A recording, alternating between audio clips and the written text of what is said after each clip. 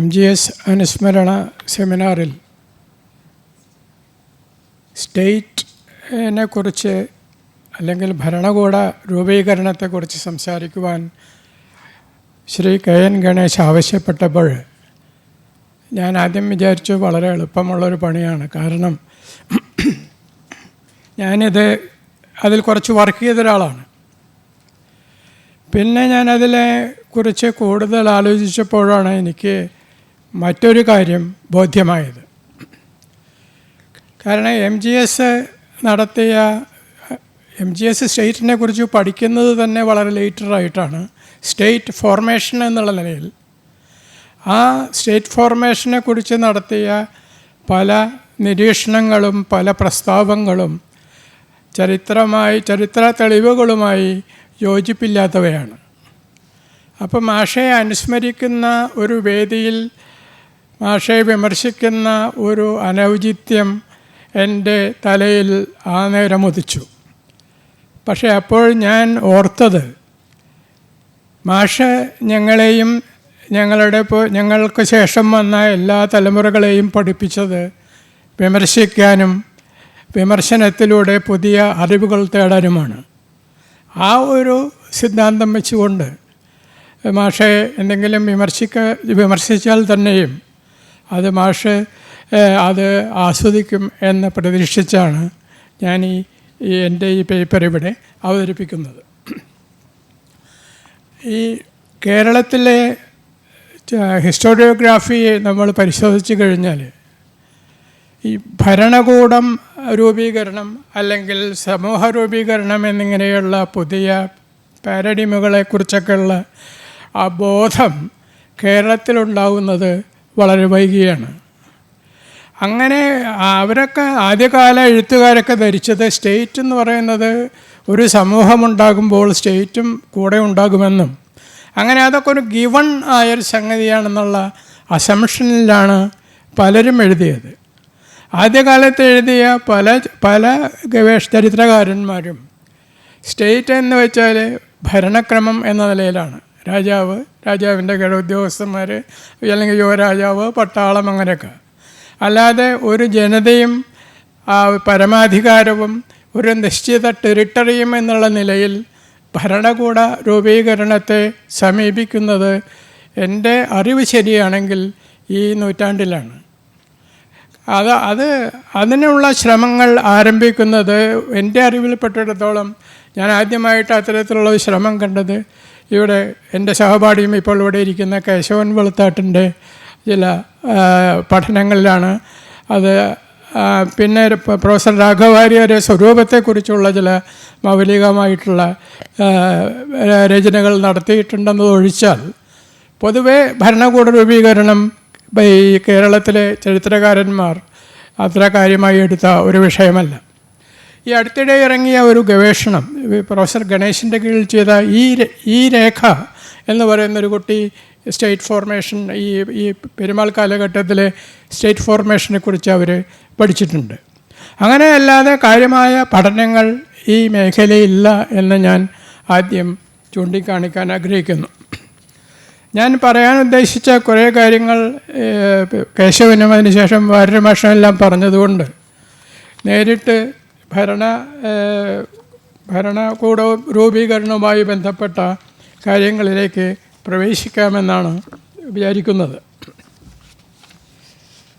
ഞാൻ നേരത്തെ പറഞ്ഞതുപോലെ കേരളത്തിൽ കേരള ചരിത്രത്തിൽ ഈ രീതിയിലുള്ള ഒരു തരം ഫോർമേഷനുകളെക്കുറിച്ചുള്ള അവഗാഹം നമ്മുടെ ഹിസ്റ്റോറിയോഗ്രാഫിയിൽ വൈകി ഉദിച്ച ഒരു അറിവാണ്. അതുകൊണ്ട് തന്നെ ആദ്യകാലത്ത് അവർക്ക് ഇങ്ങനെയുള്ള ധാരണകൾ കുറവായിരുന്നു. പിളംകുളം തന്നെ പറയുന്നത് എന്താ വെച്ചാൽ ഇങ്ങനെ ഒരു വലിയ സാമ്രാജ്യം ഉണ്ടായിരുന്നു. ആ സാമ്രാജ്യത്തിലെ ചക്രവർത്തി, അതേമാതിരി തന്നെ വളരെ ശക്തമായിട്ടുള്ളൊരു കേന്ദ്ര സർക്കാർ, ഓട്ടോണമസ് ആയിട്ടുള്ള പ്രവിശ്യകൾ, അങ്ങനെ ഈ ശക്തമായ കേന്ദ്ര ഗവൺമെൻറ്റും ഓട്ടോണമസ് ആയിട്ടുള്ള പ്രവിശ്യകളുമുള്ള അങ്ങനത്തെ ഒരു സംഗതി, അതായത് അതിലുള്ളൊരു കോൺട്രഡിക്ഷൻ പോലും മനസ്സിലാക്കാൻ പറ്റാത്ത വിധത്തിൽ അത്തരത്തിലുള്ളൊരു അബോധമാണ് വാസ്തവത്തിൽ ഇളംകുളത്തിനെ പോലെയുള്ള ചരിത്രകാരന്മാരെ നയിച്ച ഒരു പക്ഷേ അവർക്ക് ആ രീതിയിലുള്ള ധാരണ ഇല്ലാത്തതായിരിക്കാം അതിനുള്ള കാരണം. പക്ഷേ ഇളംകുളത്തിൻ്റെ സംഭാവനകളെ ഞാൻ മോശമായി കാണുകയല്ല. പക്ഷേ കൺസെപ്ച്വലായിട്ടുള്ളൊരു പരിമിതി ഇളംകുളത്തിൻ്റെ ഈ പഠനങ്ങളിൽ കാണാം. MGS നേരത്തെ കേശവനൊക്കെ സൂചിപ്പിച്ചതുപോലെ MGS ഇളംകുളത്തിനെ ഒരുപാട് വിധത്തിൽ, ഇളംകുളത്തിൻ്റെ കീഴിലാണ് MGS ഔദ്യോഗികമായ അനൗദ്യോഗികമായ ഗവേഷണം ആരംഭിക്കുന്നതെങ്കിലും ഒരുപാട് ഇടങ്ങളിൽ ഇളംകുളത്തിനെ തിരുത്തിക്കൊണ്ടാണ് MGS മുന്നേറുന്നത്. ഈ സ്റ്റേറ്റ് ഫോർമേഷനെ കുറിച്ച് നമ്മൾ പറയുമ്പോൾ, പ്രത്യേകിച്ച് MGSൻ്റെ കാര്യത്തിൽ അത് നമ്മൾ ഡിസ്കസ് ചെയ്യുമ്പോൾ ഒരു പ്രശ്നം എന്താ വെച്ചാൽ, അത് 2 ഘട്ടത്തിലാണ് MGSൻ്റെ എഴുത്തുകളുള്ളത്. ഒന്ന് പെരുമാൾ, അതായത് പെരുമാൾ നമ്മൾ എന്താ പറയുക, ദി പെരുമാൾസ് ഓഫ് കേരള എന്ന പിൽക്കാലത്ത് അറിയപ്പെട്ട ആ തീസിസിൻ്റെ കാലത്തുള്ളത് ഒന്നും, പിൽക്കാലത്തൊരു 2000-ലോ മറ്റോ അതിനുള്ള റിവിഷനുമായി, അങ്ങനെ 2 ഘട്ടങ്ങളിലാണ് വാസ്തവത്തിൽ സ്റ്റേറ്റിനെ കുറിച്ചുള്ള ഒരു പെർസെപ്ഷൻ MGSൽ കാണുന്നത്.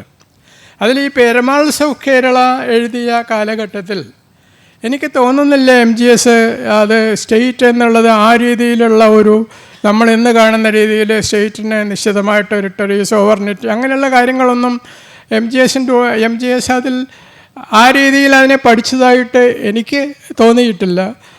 എനിക്ക് തോന്നിയത് ഏകദേശം ആ കാലത്ത് മറ്റുള്ളവരെല്ലാം എഴുതിയതുപോലെ സ്റ്റേറ്റ് എന്ന് പറയുന്നത് ഒരു ഭരണ സംവിധാനവും അതിൻ്റെ സൈന്യവും അതേമാതിരിയുള്ള ചില ഈ ഭരണകൂടത്തിൻ്റെ അവയവങ്ങളായിട്ടുള്ള ബാക്കി കാര്യങ്ങളെക്കുറിച്ചാണ് ഇവരെല്ലാം എഴുതിയത്. MGSും ഏതാണ്ട് അതുപോലെ തന്നെ. പക്ഷേ ഈ ഇളംകുളത്തിനേക്കാൾ വളരെ ക്ലാരിറ്റിയോട് കൂടിയിട്ടാണ് MGS എഴുതിയിട്ടുള്ളത്. പ്രത്യേകിച്ചും കേശവൻ നേരത്തെ സൂചിപ്പിച്ചതുപോലെ നാടുകളുടെ കാര്യത്തിൽ വളരെ വ്യക്തത, ഇത്രയും വ്യക്തമായിട്ട് ഓരോ നാടുകളും ഓരോ നാടുകളിലുള്ള നാട്ടുടയന്മാരുടെ അധികാരങ്ങളും നാടുകളുടെ സമ്പ്രദായങ്ങൾ, നാടുകളുടെ വിഭവപരമായ വ്യത്യാസങ്ങൾ, നാടുകളുടെ വ്യത്യസ്തമായ നാടുകൾ, ചെറിയ നാടുകളുണ്ടാവാം, വലിയ നാടുകളുണ്ടാവാം, അങ്ങനെ റിസോഴ്സുകളുടെയും ടെറിട്ടറിയിലുമുള്ള വ്യത്യാസങ്ങളെല്ലാം പരിഗണിച്ചുകൊണ്ടാണ് MGS ഈ നാടുകളെ കേരള ചരിത്രത്തിൽ അടയാളപ്പെടുത്തുന്നത്. തന്നെയുമല്ല, നാട്ടുടയന്മാരെക്കുറിച്ചും അവരുടെ അധികാരങ്ങളെക്കുറിച്ച്, അവരുടെ വരുമാനം, അവരുടെ സൈനികമായ രീതികൾ, സൈനിക കൂട്ടങ്ങൾ, ഇതിനെക്കുറിച്ചൊക്കെ വളരെ വളരെ തെളിവുകളുടെ അടിസ്ഥാനത്തിൽ ഇളംകുളത്തേക്കാളൊക്കെ വളരെ സൂക്ഷ്മമായി ആധികാരികമായി പഠിക്കുന്നതും MGS ആണ്.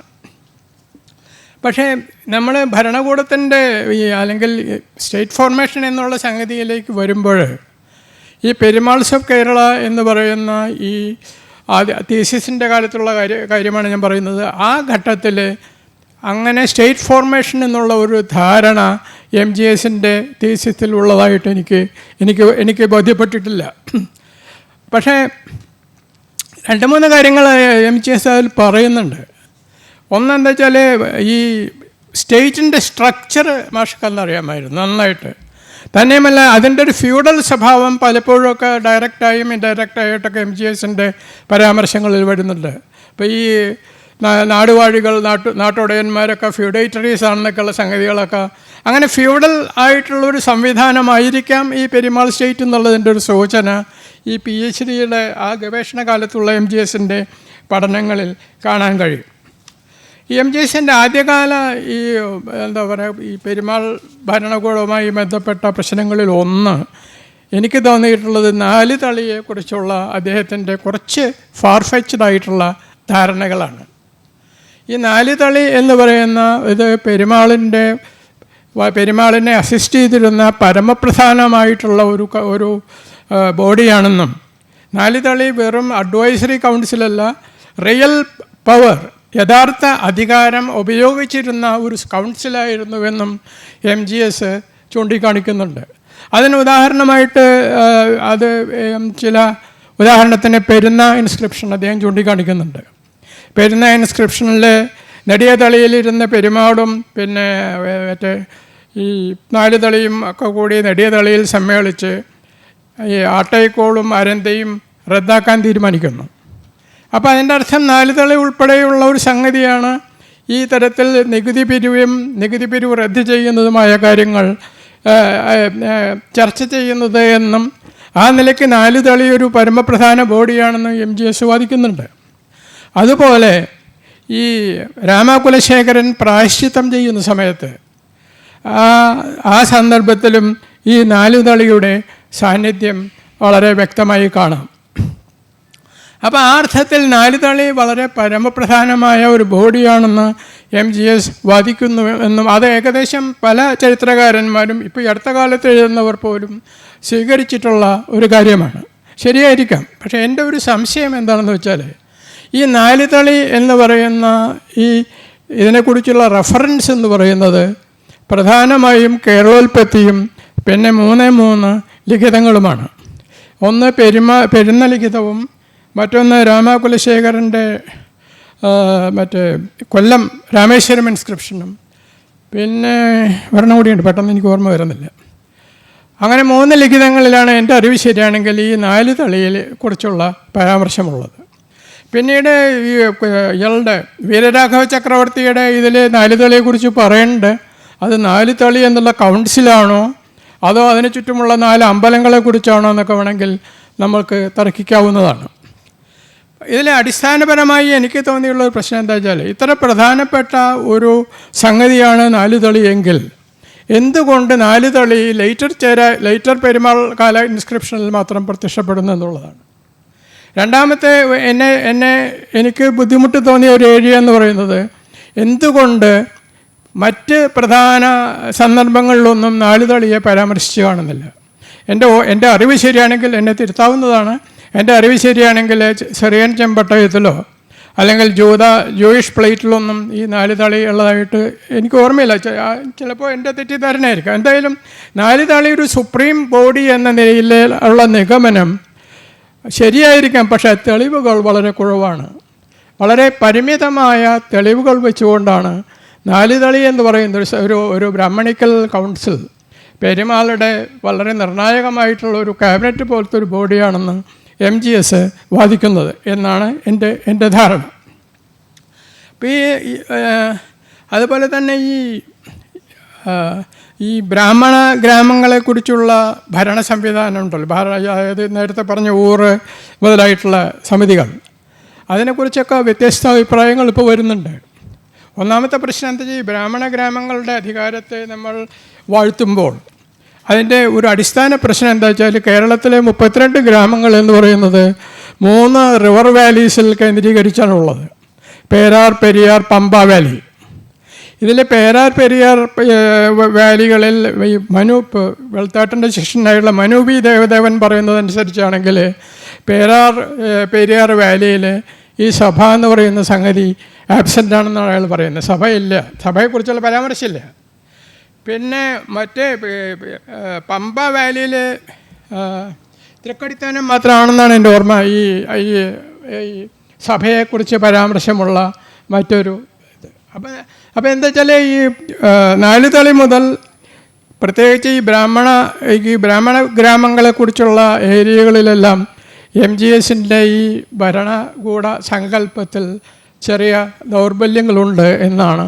അത് MGSനെ മോശമായി കാണുന്നതല്ല, കാലം ചെല്ലുന്തോറും 50 കൊല്ലത്തിന് ശേഷമുണ്ടാകുന്ന മാറ്റങ്ങളാണെന്ന് വേണമെങ്കിൽ നമുക്ക് പറയാം. ഞാൻ നേരത്തെ പറഞ്ഞു ഭരണകൂടത്തെക്കുറിച്ചുള്ള പഠനങ്ങൾ MGSൻ്റെ അതിൽ 2 ഘട്ടങ്ങളുണ്ട്. ആദ്യ ഘട്ടം പ്രമാണങ്ങളുടെ പിൻബലത്തിലുള്ള ആധികാരിക വിശകലനവും രണ്ടാമത്തേത് പ്രമാണത്തിനപ്പുറമുള്ള കൽപ്പിത അഭിനിവേശവുമായിട്ടാണ് അനുഭവപ്പെടുക. ഇതിൽ 1-ാം ഘട്ടം പൊതുവർഷം 2000 ആണ്ട് വരെയും 2-ാം ഘട്ടം ബാക്കിയുള്ള 1/4 നൂറ്റാണ്ടും. ആദ്യഘട്ടത്തിൽ MGS പെരുമാൾ വാഴ്ചയെ ഉൾപ്പെടുത്തിയത് മൊണാർക്കിക്കൽ രാജവാഴ്ചയിലാണ്. സ്റ്റേറ്റ് അഥവാ ഭരണകൂടം എന്ന പരികൽപ്പനയ്ക്ക് പകരം പഴയ രാഷ്ട്രീയ ചരിത്രങ്ങളിൽ അന്ന് നിലവിലുണ്ടായിരുന്ന രാജാവിൻ്റെ അധികാരങ്ങളും അവ നടപ്പിലാക്കുന്നതിനുള്ള ഭരണയന്ത്രത്തിൻ്റെ അവയവങ്ങളെന്ന മട്ടിലുള്ള ആഖ്യാന രീതിയുമാണ് പെരുമാൾ സബ് കേരളയിൽ അദ്ദേഹം അവലംബിച്ചത്. രാജവാഴ്ചയെന്ന് നിരൂപിക്കുന്ന പെരുമാൾ ഭരണം രാജവാഴ്ചയെന്ന് നിരൂപിക്കുന്ന MGS അതിനൊരു ടാഗ് നൽകുന്നു. അതാണ് ആര്യബ്രാഹ്മണ ഒലിഗാർക്കിയാൽ സ്വാധീനിക്കപ്പെടുന്ന രാജവാഴ്ച എന്നതിൻ്റെ അർത്ഥം. രണ്ടാം ഘട്ടത്തിലേക്ക് വരുമ്പോൾ രണ്ടാം ഘട്ടത്തിലേക്കുള്ള പരിണാമം വളരെ നാടകീയമായിട്ടാണ് അത് ഉണ്ടാകുന്നത്. അതായത് കുട്ടനെല്ലൂർ ഗവൺമെൻറ് കോളേജിൽ ഒരു ദേശീയ seminar south Indian state and society in pre modern south India എന്ന് പറഞ്ഞ ഒരു സെമിനാർ സംഘടിപ്പിക്കുകയുണ്ടായി. ആ സെമിനാറിലാണ് മാഷ് ഈ പെരുമാൾ ഒരു പക്ഷേ സ്റ്റേറ്റ് ഫോർമേഷൻ എന്നുള്ള നിലയിൽ പെരുമാൾ ചരിത്രത്തെ MGS പുതുക്കി വായിക്കുന്നത് ആ സെമിനാറിൽ വെച്ചാണ്. അപ്പം ഞാൻ നേരത്തെ പറഞ്ഞ ബ്രാഹ്മണ ഓലിഗാർക്കിയാൽ സ്വാധീനിക്കപ്പെട്ട രാജവാഴ്ച എന്നാണ് ഈ തൃശ്ശൂർ സെമിനാറിന് മുമ്പുള്ള അദ്ദേഹത്തിൻ്റെ നിലപാടെങ്കിൽ, ബ്രാഹ്മണ ഒലിഗാർക്കിയാൽ സ്വാധീനിക്കപ്പെട്ടത് പോയി നിയന്ത്രിക്കപ്പെടുന്ന പരമാവധി എന്താ പറയുക റിച്വൽ സോവർണിറ്റിയാണ് ഈ പെരുമാൾ സ്റ്റേറ്റിൽ ആക്ച്വലായിട്ട് യഥാർത്ഥത്തിൽ സംഭവിച്ചത് എന്നാണ് MGS പറയുന്നത്. അപ്പോൾ നമ്മൾ സ്വാഭാവികമായിട്ടും ഒരു പാരഡൈം ഷിഫ്റ്റ് ഇവിടെ നടക്കുന്നുണ്ട്. അങ്ങനെ ഒരു ഷിഫ്റ്റ് ഇൻ ദി പാരഡൈം ഉണ്ടാകുമ്പോൾ അതിൻ്റെ വിശദീകരണം, അതിനുള്ള എക്സ്പ്ലനേഷൻ അത് തെളിവായിട്ടോ അല്ലെങ്കിൽ പുനർവ്യാഖ്യാനമായിട്ടോ പ്രമാണങ്ങളുടെ പുനർവായനയായിട്ടോ ഏത് വിധത്തിലാണെങ്കിലും അതിനുള്ള എക്സ്പ്ലനേഷൻ തരാൻ ആ ഗ്രന്ഥകാരൻ അല്ലെങ്കിൽ ആ പേപ്പർ അവതരിപ്പിച്ച ആൾ അതിന് ഉത്തരവാദിത്തമുള്ള ആളാണ്. പക്ഷേ ആ മാഷ അവതരിപ്പിച്ച ആ പേപ്പർ പിന്നീട് പുസ്തകമായി state and society in pre modern south India എന്ന് പറഞ്ഞ് പിന്നീട് അത് എഴുതിയ ഫോമിൽ അത് മാഷ് തരികയും അത് പ്രസിദ്ധീകരിക്കുകയും ചെയ്തതാണ്. അതിലും ഇതിനെക്കുറിച്ച് യാതൊരു എക്സ്പ്ലനേഷനുമില്ല.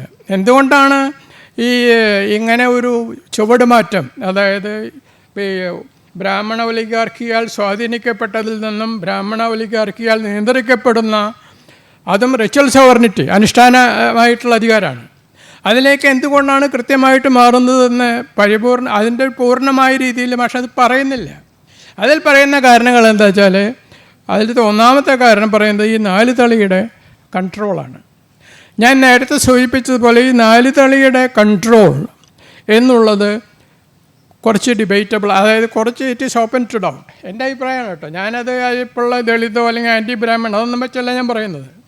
4 തളി എന്നുള്ള ഈ സങ്കല്പത്തെ റീറീഡിങ്ങിനുള്ള പുനർവായനയ്ക്കുള്ള സമയം അത് MGSനോടുള്ള എല്ലാ ആദരവും വെച്ചുകൊണ്ട് തന്നെ പറയട്ടെ, അതൊക്കെ പുനർവായിക്കേണ്ട സമയമായി.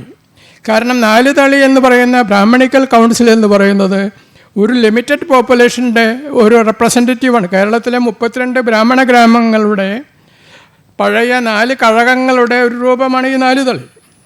ഇത് നേരത്തെ ഞാൻ പറഞ്ഞതുപോലെ പേരാർ, പെരിയാർ, പമ്പ വാലിയിലെ ചെറിയ ക്ലസ്റ്ററുകളിൽ മാത്രമുള്ളൊരു സംഗതിയാണ്. ബഹുഭൂരിഭാഗം വരുന്ന ആളുകൾ ഈ വാലിക്ക് പുറത്താണ് ജീവിക്കുന്നത്. അപ്പോൾ ഈ 4 തളി ഇത്ര നിർണായകമായിട്ടുള്ളൊരു സാധനമാണെന്ന് വിശ്വസിക്കുമ്പോൾ വാസ്തവത്തിൽ അത് ഇതിന് പുറത്തു നിൽക്കുന്ന ആളുകൾക്ക് ഭരണത്തിൽ ഒരു റോളുമില്ല എന്നുള്ള നിലയിലേക്ക് നമ്മൾ കാടടച്ച് വെടിവെക്കുന്ന ഒരു രീതിയായിട്ട് അത് മാറാം.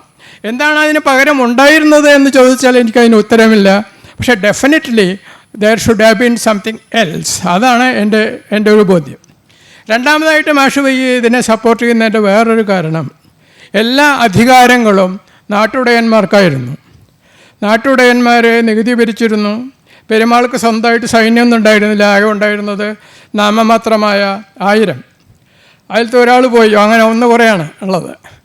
പിന്നെ ബാക്കിയുള്ളത് ഈ പെരുമാൾക്ക്, അതായത് സൈനികമായ ആവശ്യങ്ങൾക്ക് ഈ നാടുവാഴികളുടെ സൈന്യത്തെ നേരത്തെ ഇവിടെ ഡിസ്കസ് ചെയ്ത 300 പേർ, 600 പേർ, 700 പേർ എന്നൊക്കെ പറയുന്ന ഈ 100 പേർ കൂട്ടങ്ങളെ ആശ്രയിക്കേണ്ടി വന്നു. അങ്ങനെ വരുമ്പോൾ Perumal was dependent on these local നാടുവാഴീസ്. അതാണ് MGS പറയുന്ന രണ്ടാമത്തെ കാരണം. പക്ഷേ നമ്മൾ MGS തന്നെ വിശദമായി എഴുതുന്ന ചേരചോള ആ വാറിനെ കുറിച്ചൊക്കെയുള്ള ചാപ്റ്റർ വായിച്ചാൽ അറിയാം, 1 or 2 തവണ യുദ്ധമുണ്ടായപ്പോഴെല്ലാം ഈ നാടുവാഴികൾ, നാടിൻ്റെ പേരെനിക്ക് ഓർമ്മയില്ല, ഈ നാടുവാഴികൾ സൈനിക സഹായം എത്തിയതായിട്ടുള്ള സൂചന മാഷന് നൽകുന്നുണ്ട്. അതായത് പെരുമാൾ സ്റ്റേറ്റ് എപ്പോഴെല്ലാം വാറിൽ അകപ്പെട്ടിരുന്നുവോ അപ്പോഴെല്ലാം സൈനിക സഹായമായി ഈ നാടുവാഴികൾ എത്തിയിരുന്നു. എന്ന് വെച്ചാൽ നാടുവാഴികൾക്ക് ഒരു തരത്തിലുള്ള കൂറ് ഈ പെരുമാളോട് ഉണ്ടെന്ന് നമുക്ക് ബോധ്യമാകും.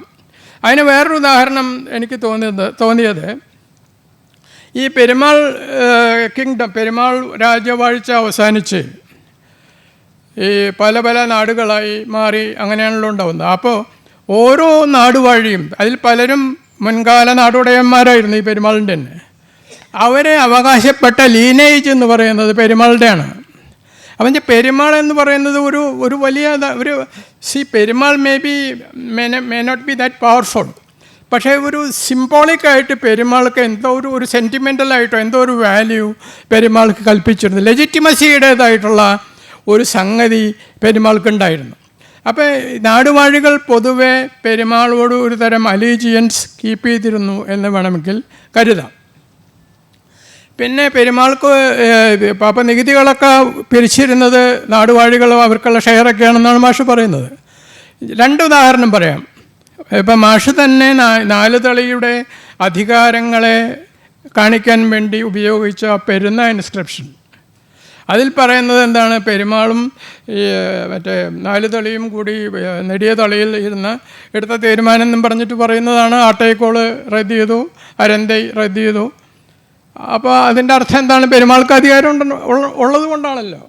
പെരുമാൾക്ക് അധികാരം ഉള്ളത് കൊണ്ടാണ് ഈ പെരുന്നയിൽ യോഗം കൂടി നാലുതളിയൊക്കെ ഉള്ള യോഗത്തിൽ ഈ ആട്ടൈക്കോൾ റദ്ദ് ചെയ്യാനായിട്ട് തീരുമാനിക്കുന്നത്. അല്ലാണ്ട് നാലുതളിക്കുണ്ടായിരുന്ന അധികാരം പെരുമാൾ അവിടെ വെറുതെ ഇരുന്ന് ഒപ്പിട്ട് കൊടുത്തതാണെന്ന് വിശ്വസിക്കാൻ എനിക്ക് കഴിയുന്നില്ല. പെരുമാളാണ് അവിടെ ഇരിക്കുന്നത്. അധ്യക്ഷവേദിയിൽ പെരുമാൾ ഇരിക്കുകയും നാലുതളി അവിടെ സന്നിഹിതമാണെന്നും അവിടെ വെച്ചാണ് ഈ നികുതി റദ്ദാക്കാനുള്ള തീരുമാനം ഉണ്ടാകുന്നത്. പിന്നെ മറ്റൊന്ന്, ഇപ്പം നേരത്തെ വാര്യമാഷൊക്കെ പറഞ്ഞ കുടുംബത്തൂറല്ല, കാസർഗോഡുള്ള ആ ഇൻസ്ക്രിപ്ഷൻ, കുടവലം ഇൻസ്ക്രിപ്ഷൻ, അതിൽ വ്യക്തമായിട്ട് പറയുന്നുണ്ട്. അതൊരു നിർദ്ദേശമാണ് രാജാവിൻ്റെ, അതായത് ഈ മറ്റേ പെരുമാളുടെ നിർദ്ദേശമാണ്. അതായത് കൊടുക്കാനുള്ള കോളിൽ നിന്ന് സ്റ്റേറ്റിന് അവകാശപ്പെട്ട ആട്ടൈക്കോളിൻ്റെ ഭാഗമായ 3 കഴഞ്ച് സ്വർണം കൊടുക്കാൻ പറഞ്ഞിട്ടുള്ള നിർദ്ദേശമാണ് അവിടുത്തെ ലോക്കൽ നാടുവാഴികൾക്കുള്ളത്. അപ്പോൾ അതിൻ്റെ അർത്ഥം നാടുവാഴിയുടെ നിയന്ത്രണത്തിലൊന്നും ആയിരുന്നില്ല നികുതി പിരിവ്. നാടുവാഴിക്കുള്ള ഷെയർ നാടുവാഴിക്കും, പെരുമാൾക്കുള്ള ഷെയർ പെരുമാൾക്കും ഉണ്ടായിരുന്നു എന്ന് വേണം കരുതാൻ. അല്ലെങ്കിൽ പെരുമാൾക്ക് എങ്ങനെ ആവശ്യപ്പെടാൻ കഴിയും? ഈ പറഞ്ഞ കുടവലത്തു നിന്നുള്ള ആട്ടൈക്കോളിൻ്റെ വിഹിതമായ 3 കഴഞ്ച് സ്വർണം എത്തിക്കാൻ പെരുമാൾക്ക് അങ്ങനെ ആവശ്യപ്പെടാൻ കഴിയില്ല. അപ്പോൾ റിയലായിട്ടുള്ള പവർ ഒരു സോവറിൻ എന്നുള്ള നിലയിൽ നികുതി പിരിവിനും നികുതി റദ്ദാക്കുന്നതിനും അങ്ങനെയുള്ള real political and sovereign power വാസ്തവത്തിൽ പെരുമാൾക്ക് ഉണ്ടായിരുന്നുവെന്നാണ് സാഹചര്യ തെളിവുകളും MGS തന്നെ നമുക്ക് മുമ്പിൽ അവതരിപ്പിച്ച തെളിവുകളും സൂചിപ്പിക്കുന്നത്. അവസാനമായി റിച്വൽ സോവർണിറ്റി എന്ന് പറയുന്നത് എന്താണെന്ന് മാഷ് അങ്ങനെയൊന്നും പറയുന്നില്ല. റിച്വൽ സോവർണിറ്റി എന്ന് പറയുന്ന കൺസെപ്റ്റ് സൗത്ത് ഇന്ത്യൻ കോണ്ടെക്സ്റ്റിൽ അവതരിപ്പിക്കുന്നത് ബർട്ടൻസ്റ്റൈനാണെന്ന് എല്ലാവർക്കും അറിയാം. പക്ഷേ മാഷ് അടുത്ത വാചകത്തിൽ പറയുന്നുണ്ട്, ഞാൻ ഉദ്ദേശിക്കുന്നത് ബർട്ടൻസ്റ്റൈനിൻ്റെ മോഡലുള്ള സംഗതിയൊന്നല്ല എന്നാണ്. അങ്ങനെയാണെങ്കിൽ അത് എന്താണ് മാഷ് ഉദ്ദേശിച്ചത്? അതായത് ഈ റിച്വൽ സോവർണിറ്റി എന്ന് പറയുന്നത് ഇങ്ങനെ മാതിരിയിലായിരുന്നുവെന്നും അതിന് ഉപോത്ബലകമായ തെളിവ് എവിടെ നിന്ന് കിട്ടിയെന്നും മാഷ് പറയുന്നില്ല. അതായത് പെരുമാൾസ് ഓഫ് കേരള എഴുതിയ സന്ദർഭത്തിലും തൃശ്ശൂർ സെമിനാറിൽ തൻ്റെ ഈ പുതിയ ചുവടുമാറ്റം ഉണ്ടായ സന്ദർഭത്തിലും MGS കണ്ട തെളിവുകളും വായിച്ച തെളിവുകളും പുനർവായിച്ച തെളിവുകളും എല്ലാം ഒന്നാണ്. അപ്പോൾ ഒരേ തെളിവുകൾ വെച്ച് പെരുമാളുടെ ഭരണം മൊണാർക്കിയാണെന്നും അതിൽ എന്താ പറയുക ഒലിഗാർക്കിയുടെ ചില സ്വാധീനമുണ്ടെന്നും പറയുക. രണ്ടാം ഘട്ടത്തിൽ പറയുകയാണ് ബ്രാഹ്മൺ ഒലിഗാർക്കിയുടെ സ്വാധീനമല്ല, അവരുടെ ശരിക്കുള്ള കൺട്രോളിലാണ്. അത് തന്നെയല്ല അത് റിച്വൽ സോവറിനിറ്റി എന്നും പറയുമ്പോൾ വാസ്തവത്തിൽ നമ്മുടെ പ്രിയ ഗുരുനാഥൻ ഒരു വലിയ കോൺട്രഡിക്ഷൻ്റെ ഉള്ളിലാണ് ചെന്നുപെട്ടിട്ടുള്ളത് എന്ന് വേണം കരുതാൻ. എന്തുകൊണ്ടാണ് മാഷി ഇങ്ങനെ ഒരു റിച്വൽ സോവറിനിറ്റിയിലേക്ക് വഴുതിപെടുന്നതെന്ന് എനിക്കറിയാൻ വയ്യ. ഞാൻ പലപ്പോഴും മാഷോട് ചോദിക്കാറുണ്ട്. ഒരിക്കൽ കേരള കൗമുദിയല്ല, ഭാഷാഭൂഷണി ആവശ്യപ്പെട്ട് പെരുമാൾസ് ഓഫ് കേരളയുടെ റിവ്യൂ ഞാൻ എഴുതേണ്ടായി. അന്ന് മാഷ് എന്നെ വിളിച്ച് ഒരു അരമണിക്കൂർ ഈ പറഞ്ഞതെന്നെ ആർഗ്യൂ ചെയ്തു. പക്ഷെ അവസാനം ആൾ പറഞ്ഞത് എന്നോട് ഇതാണ്, പുതിയ വായന വരട്ടെ, പുതിയ ആൾക്കാരും പുതിയ തർക്കങ്ങളും പുതിയ ഡിബേറ്റും വരട്ടെ, അങ്ങനെയല്ലേ ചരിത്രം നിരയവാന്നാണ്. അതാണ് MGS നാരായണൻ. അതായത് തർക്കം അനുവദിക്കുന്നു, തർക്കത്തിനോട് തർക്കിക്കുന്നു, അവസാനം തർക്കത്തെ സ്വീകരിക്കുന്നു. അങ്ങനെ തർക്കത്തിലൂടെയും അങ്ങനെ തർക്കവിതർക്കങ്ങളിലൂടെ പുതിയ അറിവ് നേടുന്ന ഒരു ശൈലി, അതാണ് MGSൻ്റേത്. അത് ഇവിടെ അവതരിപ്പിക്കാൻ കഴിഞ്ഞതിൽ സന്തോഷമുണ്ട്. നമസ്കാരം.